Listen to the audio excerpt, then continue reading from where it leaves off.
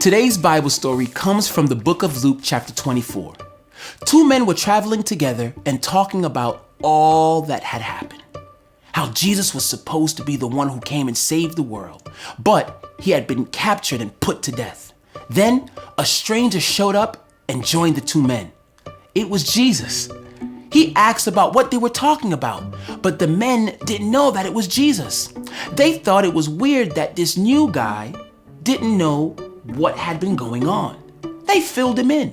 They told him that 3 days had passed since Jesus had died, and some women had went to his tomb, and Jesus' body was gone. Can you imagine? They were telling Jesus about what had happened about Jesus to Jesus.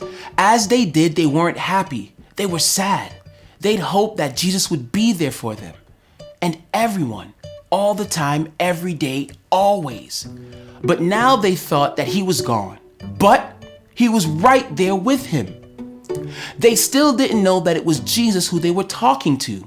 But they listened carefully when Jesus started talking to them.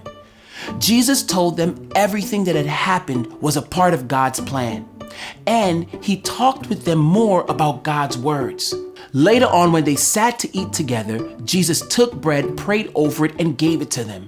That's when the two men finally saw that they had been talking and walking with Jesus the whole time. They went to find Jesus' friends so they could tell them what had happened and tell them that Jesus is there for me every day.